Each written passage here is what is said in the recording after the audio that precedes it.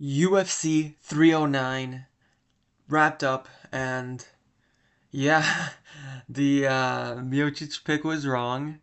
Probably one of my worst predictions I'll ever make.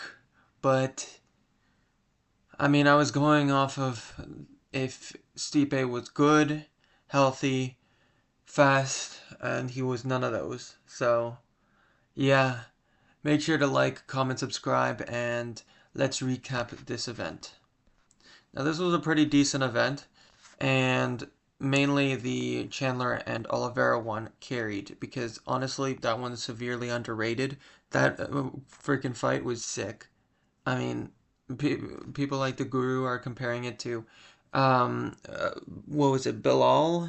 He was comparing Charles to Bilal. Like, Bilal is actually kind of good for entertainment, in my opinion.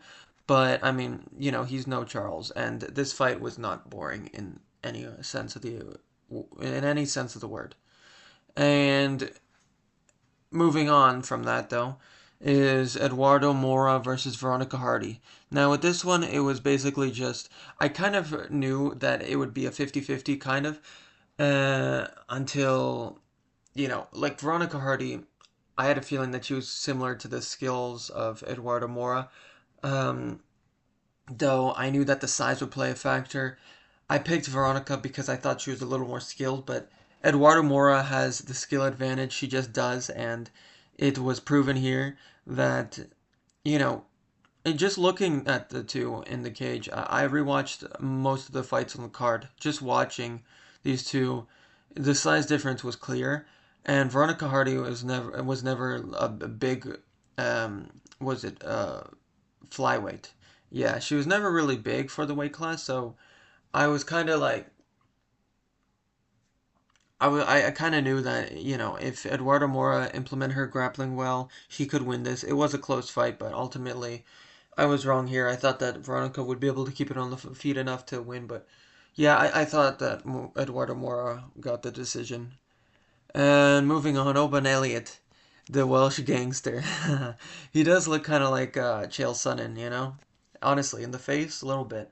But um, yeah, I thought this was a pretty obvious one. Basil Hafez looked pretty sick in the JDM fight, but he was clearly on something, some sort of PED or steroid, performance enhancing supplement, whatever. He was clearly on something because, going into the Mickey Gall fight, he then won that, to be fair, but, didn't quite look like how he did in the Jack Della Maddalena fight. Now, Jack Della Maddalena could be a little overrated, to be fair, but he is top five, so he's not that overrated, and we can't just excuse the performance from Basil Hafez to, oh well, JDM just is overrated. No, he was definitely on something in that fight. If you look at the pace as well, but Oban Elliott, I picked a decision because I thought that his striking was not quite powerful enough, but maybe Basil Hafez just doesn't quite have a great chin because even in the Mickey Gall fight, he wasn't taking shots too well. Um, yeah, I thought that the odds were justified, but yeah, almost a decision. I almost had it in a decision. It went to the third round. It was pretty competitive up until that point. And Oban Elliott's a prospect now. I think that he should look to fight. MMA Guru said Nicholas Dalby. I've seen all the videos. I've seen what everyone's been saying. I'm an MMA fan, so I've been watching all the stuff, just hearing what everybody has to say. But obviously, I'm giving my own thoughts here. I think that the Nicholas Dalby fight that he said in his fights to make video was good, but I um, I would rather see maybe Muslim Salikov or Song Kanan, maybe the winner of that fight because those guys are like top 30 ish. Whoever wins that, like top 30, top 25, top 20, somewhere around that range. More like top 25, I'd say. But whoever wins that fight, I think, because they're mostly strikers, and Oban Elliott does have the grappling that he goes to. He won the first two fights of his career, well, especially the first against Val Woodburn, with his grappling, so he could resort to that. Yeah, I think that's a great matchup. I think I'm a pretty good matchmaker in that regard. So and that fight's just a week, 3 days actually now. So let's make that one. Ramiz Brahmaj and Mickey Gall. Now, I don't know why Mickey Gall was ahead on the card. Maybe they thought that if he gets a win, then it will. He's the guy that beats CM Punk, so it will maybe if he gets a win, it'll maybe bring back a little hype. But no, Ramiz Brahmaj got it done. Now this ultimately came down to the striking defense, and yeah, both these guys are known for decisions generally lately as well. And I thought that Mickey Gall, he had the cleaner striking, but Ramiz definitely improved. You could definitely tell, and especially on his defense, his boxing defense looked sharp. He really only got caught clean once or twice. Didn't really have much adversity. Mickey Gall going into this, he had the height, he had the slight, ever so slight reach. And I did actually think that the slight favorite made sense going into it. Obviously, now we see that Ramiz is better, clearly. But yeah, I mean, this kind of shows how good Themba Garimbo is, if I could say that right. Um, Seeing as he neutralized the striking offense from Ramiz. And Ramiz, he maybe could put a win streak together. Maybe he'll become a prospect. I mean, he's still 31. I understand that's kind of old for a guy who's maybe around the top 50, right? But it looks pretty. It looks pretty good, on his record. A KO, Mickey Gall, Basil Hafez couldn't get that done, so pretty good from him. Boxing looked good. And then, the disappointment here in Jonata Deniz and Marcin Tybura. Jonata Deniz would have won. Listen, the glaze is ending here, okay? That is a very anticlimactic hype train I started. Though I know that most people were picking Jonata, right?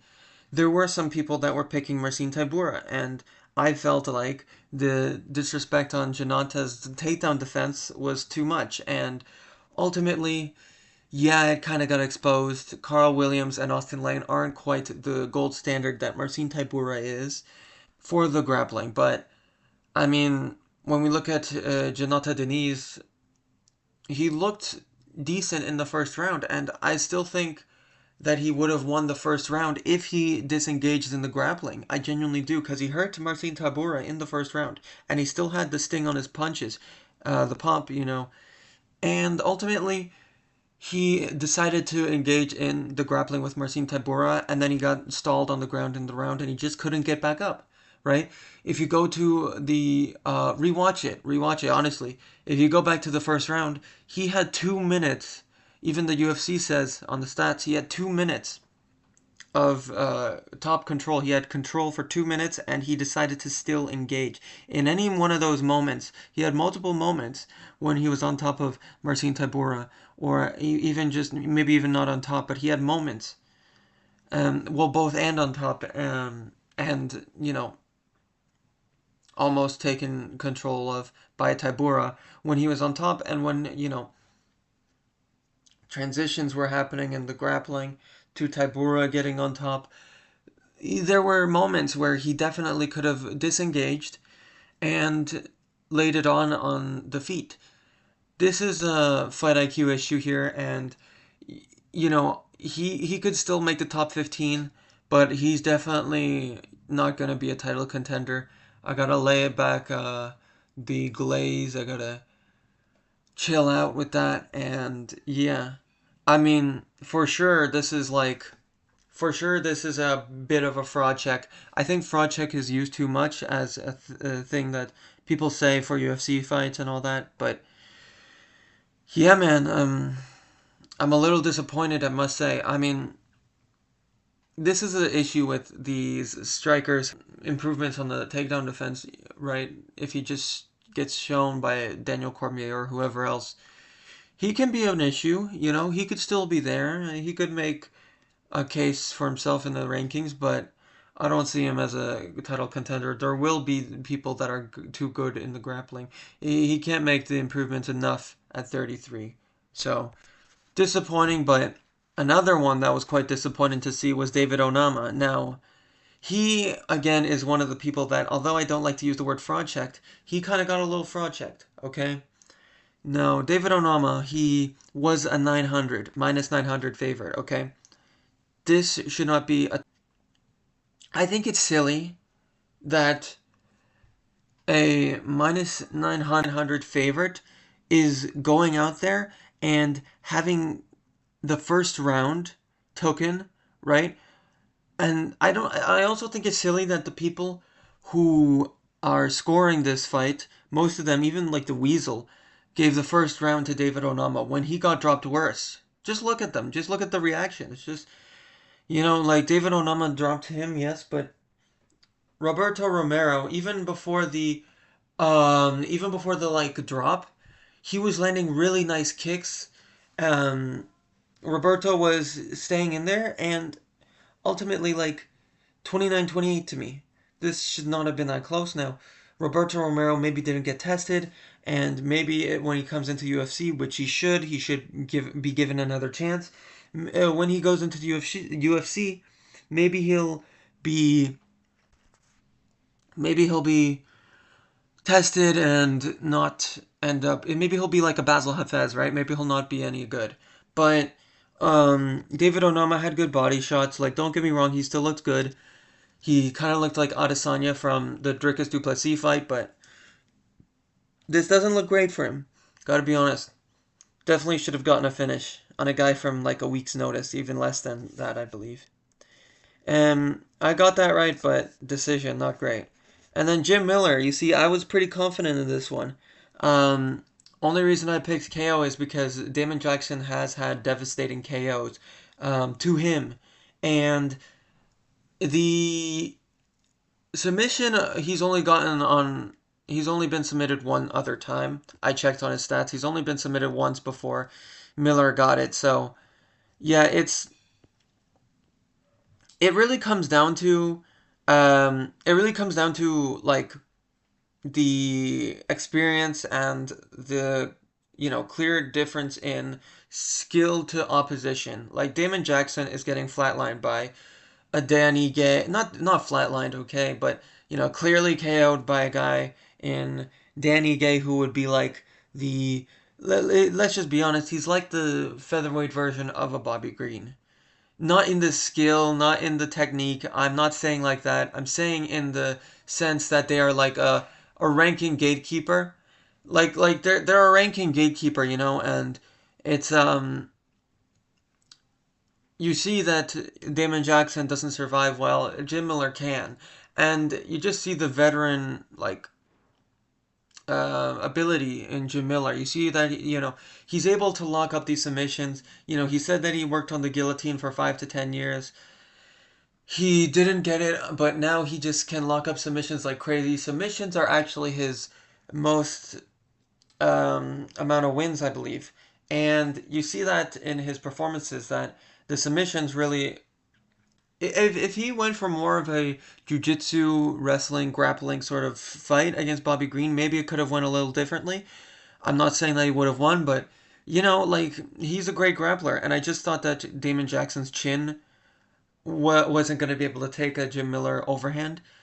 You know, Jim Miller, when he saw that the kicks and the punches, overhands weren't really landing as much, and Damon Jackson shooting a takedown when he thought that he was comfortable enough to do so, it just, everything lined up, right? Jim Miller knew that a submission would work in that situation, and Damon Jackson went for a pretty sloppy takedown. And, Damon Jackson, even if you want to say that, oh, he was quite he had a win over Anthony Hernandez and Jim Miller didn't. Even if you want to say that much, well, you know, it was clear by the end that seeing as Damon Jackson retired and you didn't even want to leave a post-fight interview, it seemed clear that he was not in his best anyways. So going into this, I just thought, split decision to Hernandez anyway.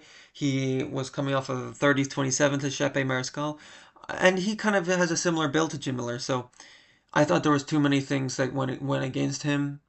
Though I did understand people picking Damon Jackson. I thought Jim Miller was a better pick and a more clear pick. I was surprised how many people were picking Damon Jackson, though I do understand there are some good reasons. But this one was a pretty clear one to me. And then Jonathan Martinez versus Marcus McGee. I mean, this one was disappointing. This one just was disappointing to see. Marcus McGee implemented a pretty similar game plan to Jose Aldo. He was implementing the boxing really well. He was checking some of these kicks. But when Jonathan Martinez was throwing in volume, Jonathan Martinez, I'm referring to, he would land, right? And you see that in the third round, he was actually going for it, except for the moment where he held Marcus McGee up on the cage. That was really ridiculous. Very bad IQ. And Jonathan Martinez, I understand that in Said Nurmagomedov fights, some other fights, he has been slow. He has tried to be slow. Jose Aldo, I should say. The Jose Aldo fight, he was slow. He was patient, but we see that the game plan, the blueprint to fight Jonathan Martinez is out there now. We see this. And Marcus McGee exposed it further. You just gotta have a Jose Aldo, Marcus McGee type of boxing. You gotta be wary of the kicks. You gotta go at him. You gotta go at Jonathan Martinez really quick. You gotta get the first 2 rounds down, and then you just gotta survive the third, really. Or if you're Jose Aldo, you could don't even have to survive the third, Jonathan Martinez's output and his fight IQ is so bad sometimes that you don't even have to really survive. Unless you're Marcus McGee, which, Marcus McGee, definitely his boxing slick, but he's definitely overrated. I think that Rob Font is a good matchup. Kyler Phillips, Mario Bautista, any of these guys could fight each other. And ultimately, Marcus McGee is decent, but he's basically like poor man's Aldo, who maybe doesn't get held against the fence as much, right? And Jonathan Martinez, yeah, he's disappointing. Should have went for it more in the first 2 rounds. He was basically a punching bag in the first 2 rounds, just unwilling to throw as much. Even Chris Gutierrez throws a little more leg kicks. Like Martinez's kicks when he throws are devastating, more devastating than Gutierrez, but Gutierrez throws more, so he needs to adopt more of a point fighting style because this isn't working for him anymore. And Marcio Rufi versus James Lontop. And another kind of fraud check, but not really. Marcio Rufi is not lots of these big favorites, huge favorites, minus 900, Bo Nickel, David Onama, Marcio Rufi. Lots of these guys are, kind of fraudulent is what we see in this fight card. We're seeing a lot of fraud checks, and it's not in the sense that they're losing, but in this, and I don't like to use the word fraud check. I think it's stupid, but I mean, we see that, these guys, they are fighting these guys who should lose, but they're taking them to decisions, like Onama, Rufi, Nickel, like, what are we doing here? And I understand that James Lontop, he was coming into this fight kind of fat, let's be honest. He was a little out of shape, but he came in on like a 3 days to a week notice as well, something like the David Onama opponent, Ronaldo or something. And see, it was the first fight of Ronaldo. So let me just check. Yeah, it was the first fight of his, so Roberto Romero. I forget these names, so these ones that are like one fight in the UFC. So forgive me for forgetting that simple mistake. Marcio Rufi, though, I mean, don't get me wrong. Look away, left hook, these look away punches and kicks, and all this flashy stuff. It's sick and it's effective at times, but sometimes he's just throwing these big punches and they're not really, sometimes they're just not really landing. Sometimes he's just relying on his athleticism and him being a pretty decently sized lightweight. But sometimes that won't work, and I don't think that he'll end up being a future title contender or champion or whatever some of these people are saying. And I think anyone with a brain is now coming away with that in their mind, like, yeah, James Lontop isn't in the weight that is desired for a lightweight, and he missed weight even for the catch weight. Sure, sure, but you know, he lost the third round. He has gas issues. He really does have some Conor McGregor sort of vibes in that regard, but this isn't the type of performance that we want to see from him. He does have some sick shot selection, but creativity's there, but it's just not enough. He'll be an exciting fighter within the top 15. I think he'll be like a Jalen Turner type, but maybe more creative. I just think that creativity, um, you know, you got to be more fundamental these days, especially in the lower weight classes. So, uh, James Lontop, keep him in the UFC. They probably will, right? And Marcio Rufi, I think Bobby Green, something like that. Get him into that top 15. See if this was just a one-off stinker. But he had some good stuff in there. Hey, he had some good moments. No mistaking that. Now, Vivian Araujo and Karine Silva. Yeah, I mean, I was basically going off of Karine Silva having maybe more of a kickboxing approach, better kickboxing. Maybe I said boxing in my original video, but Vivian, I had in the back of my mind, like, yeah, she's definitely going to have the better fundamental boxing. Karine Silva's got some grappling. She's more of an athletic character. Character? No. Um, she's more like big for the weight class, athletic, all that. She used kicks a little bit more, just lunging punches. She was mostly just kind of trying to outmuscle Vivian, and that worked for some time. But honestly, in moments it looked like if she just kept throwing those sloppy hands, though, when Vivian was just breathing out of her mouth, gassing, I think that she could have just won or maybe even gotten a TKO. I'm talking about Karine Silva here. I think that if she just kept throwing those hands instead of engaging in the grappling, like there was a moment where she actually kind of wobbled. She got wobbled, you guys. Vivian Araujo, she kind of wobbled her, and she decided to go to the takedown. Like some of these IQ decisions from these fighters are so ridiculous sometimes. Maybe she was gassing, I don't know. Maybe Karine Silva was gassing herself because in the latter half of the fight she was actually gassing, but this was earlier in the fight. I don't know. I feel like she could have capitalized.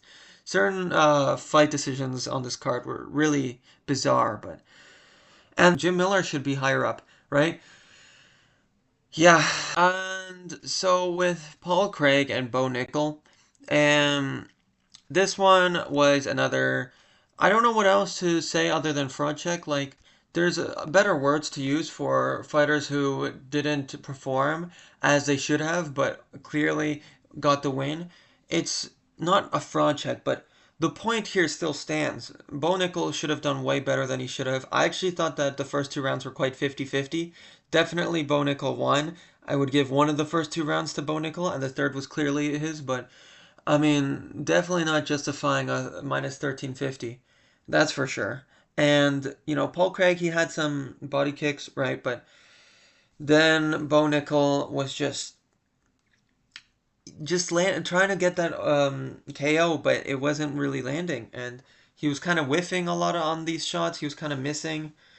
Just not what you want to see from the guy who has said he would like do the same thing to Robert Whitaker that Hamzat did, and other things. Like he's not doing himself any favors by saying that it was flawless. I've seen James Lynch, I believe that's how you say it. I've seen these guys, and their takes are very valid here. Definitely, like, gotta agree. I don't think that unless he's going heel, unless he's gonna be a Colby Covington, I don't think that he should be talking about how good he is.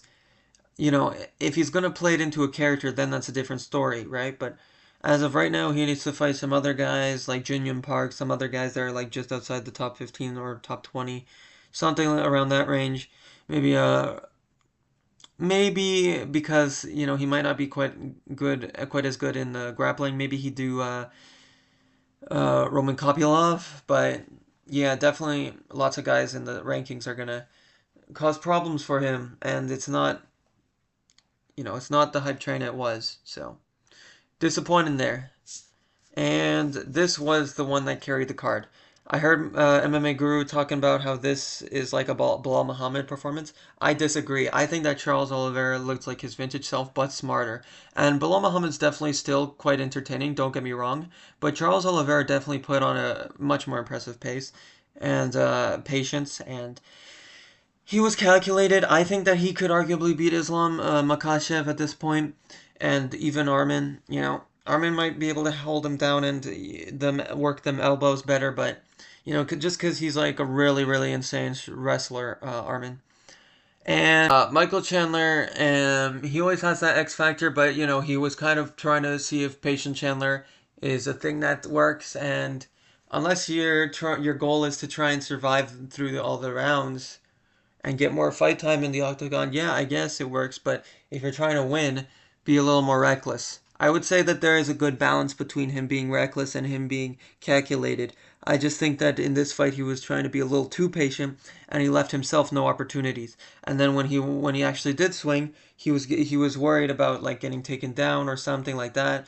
And then he just ended up throwing big overhands, and it was just like he was missing the target completely while Charles was calculated. Like Charles, I see I understand the parallel to Bilal Muhammad that Guru is saying that he's more patient, but I mean Charles, just because he's patient, like it's a parallel, but it's not one in the sense that it makes him more boring. Like a patient, calculated, um, insane marauder type of fighter is still, I would say, more exciting, more interesting than one like a Michael Chandler, who is a fake, intelligent marauder, big meaty hook sort of type of archetype. He's Charles Oliveira is definitely was still one of the most exciting fighters. I don't think he's quite Bilal Muhammad, and Bilal Muhammad's still quite exciting. So even if he was, it's not that bad. And yeah, I mean Michael Chandler, I agree with Guru that he needs to end up fighting a prospect or a contender, but not for Aziem. Not quite a contender. I mean, a prospect. Definitely a contender. Because Fraziem is a prospect, but not a contender yet still. He is, yeah, he got a good win against Matt Favola, but he is not even ranked. He is maybe around top 20, around Tapology's page, but I mean, he's not in the official UFC rankings at the moment, so I would not give him Fraziem. I'd give him more like a Jalen Turner or a Rafael Fiziev. I think Rafael Fiziev would be better. I think that one's a winnable one for both of them. Um, I mean, we saw Justin Gaethje like bloody Fiziev, so there's definitely some sort of like that's a war waiting to happen. There's definitely like a path for both fighters. And Charles, yeah, he should get the title shot.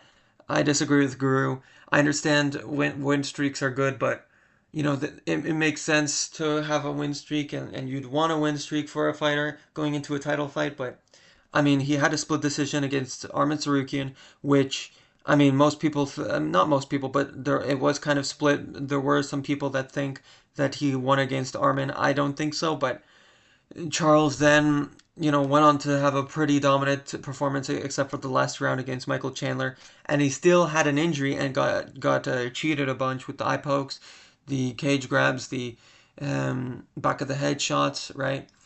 And Charles Oliveira's wrestling is looking better. His grappling, all of it, he's better. I favor him much more against Islam Makhachev. I might even pick him against Islam Makhachev this second time around. And I mean, it really is a division where there's not a lot left for Islam Makhachev. I understand, but he didn't fight Charles twice yet, and he also is friends with Bilal Muhammad. People forget, right? He is friends with Bilal Muhammad, so What is he gonna do? Fight Drakus? Is he gonna go 2 weight classes up? No, he. It makes most sense to fight the next best contender in your weight class, which is Charles Oliveira. Because who else? Like, you're not gonna fight Bilal. You're just not. You're not gonna, until like Bilal Muhammad might lose to Shavkat or Ian Gary, but yeah, again, it's like he's out with an injury, and he's going to be fighting after Islam Makhachev. So Bilal is if Islam Makhachev wants to really wait and see what happens between Bilal and Shavkat or Bilal and Ian Gary, he's going to have to wait and hold up the division for a while. So I think no, I think you give Charles um, Abu Dhabi, Islam Makhachev in 2025, second half of the year. First half he fights Arman. That is if he beats Arman, mind you. But I mean, even against Arman, like that was split. So either or works here, I think. And then last but not least, we have Jon Jones versus Stipe. Now, I'll admit I was massively off on this one, but hey, I mean, it was just like the Strickland Adesanya one where I just felt like if I missed out on that pick, if I didn't go for it, I would feel so bad at the end of it, right? If he got it right, if I got it right, if Stipe won, and I ended up right about it, I would have been gloating like crazy, and it would have been insane. People.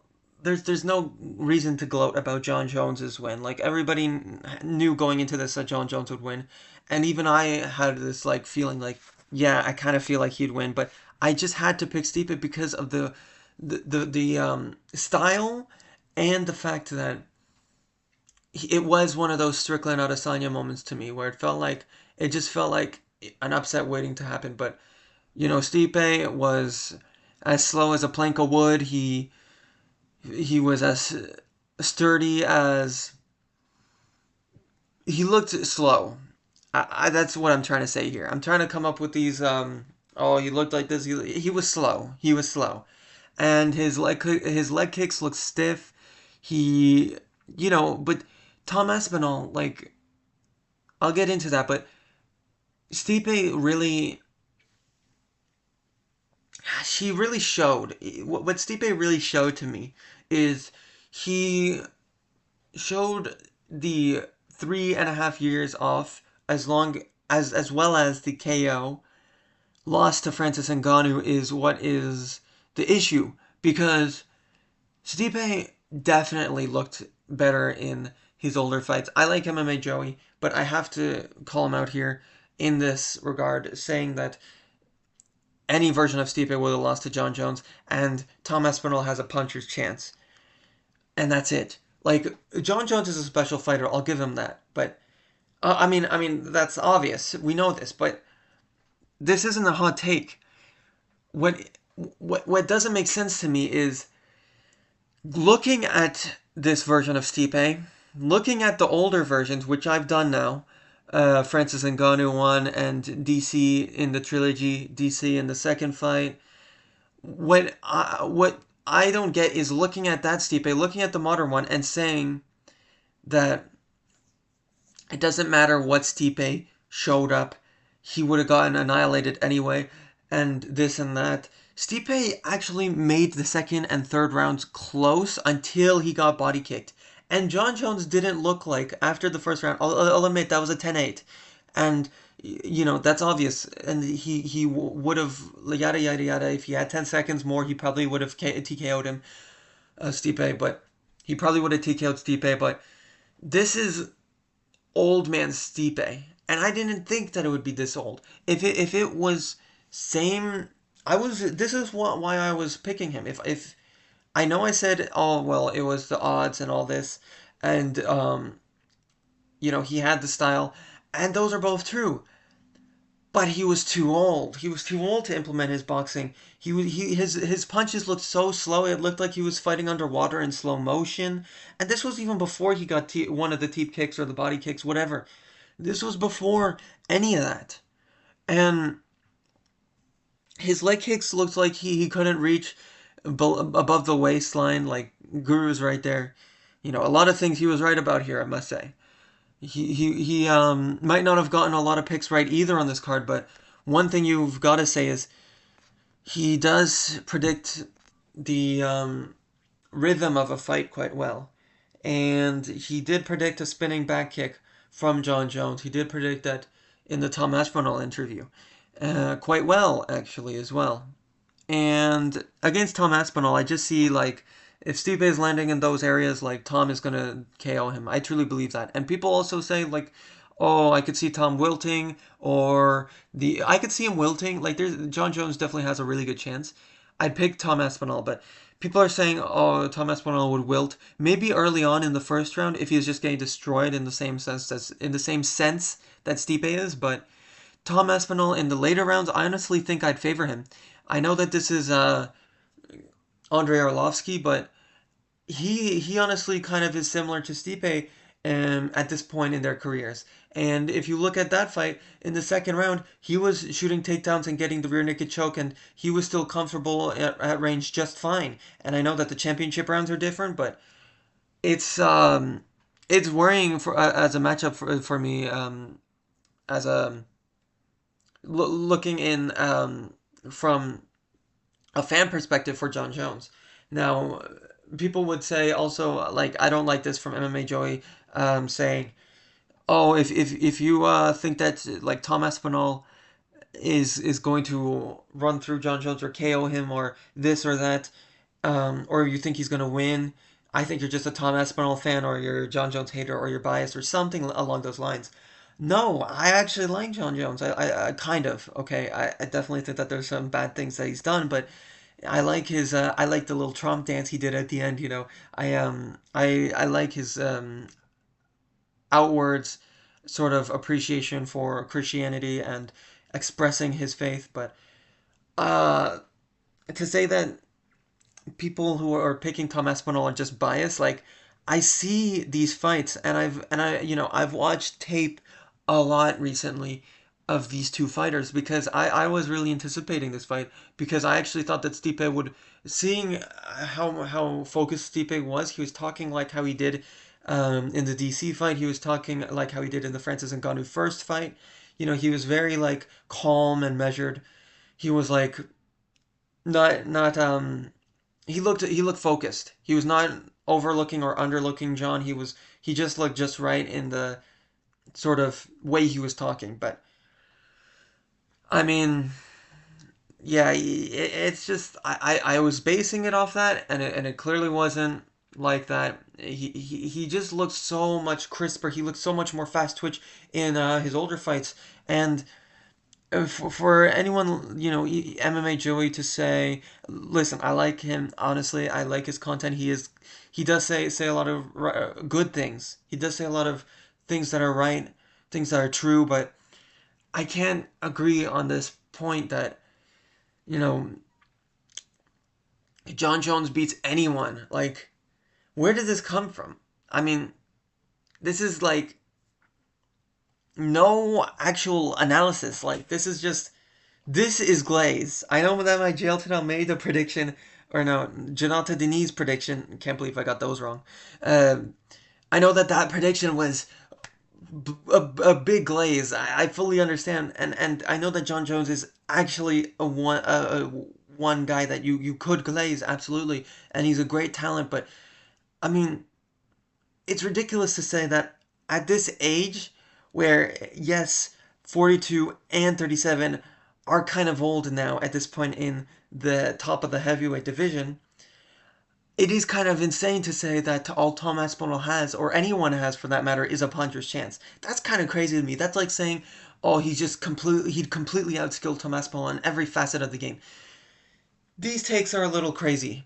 And I've seen some of his other stuff, it's great, but here he's just lost the plot a little bit. Some of these other guys as well, like I definitely don't think that Tom Espinal is like 100% guaranteed to win. You know, Tom Espinal definitely has to worry about the kicks, and he doesn't have the reach. Definitely like 80-inch reach even that Stipe had. It wasn't quite. I understand he wasn't full extension with most of his punches, but even that wasn't reaching the target all the time. the reach, John has. There are things that John has, right? But and the kicks, he's definitely has more of a unique arsenal there. But we can't keep we can't say that one side or the other is just going to run through the other guy. Let's just stop with those talks. And ultimately, yeah, this was a pretty bad pick. This is definitely one of my worst picks of all time. But hey, you don't get any of the underdogs you don't try for, right? You don't get any of the underdogs you don't pick. So stay tuned for the UFC China card predictions. I um I quite enjoyed this card, especially the Oliveira versus Chandler fight. That really saved it, I would say. There's a few of these fights that got a little stale, a little boring. We need to stop putting women's MMA fights on the main cards. Let's just stop with that as well, please. And yeah, I mean, look, maybe I was a little biased in this Stipe pick, but I thought he could have looked like his old self. He just did not. He looked so slow, and anyone who is not saying that is just delusional. I think, at least for this fight. Maybe in other fights they're fantastic, really good predictors, but in this one in particular, they're just watching some other fight because I literally rewatched the fight recently and I just don't see what they're talking about. I don't see what the people who say that, oh, it doesn't matter what Miocic showed up, like Dana White, oh, he looked slow after the body kicks. Like, come on. I know you like it, John, but this is crazy. This is getting out of hand. Anyway, like, comment, subscribe. This is Masked MMA signing out, and have a good one.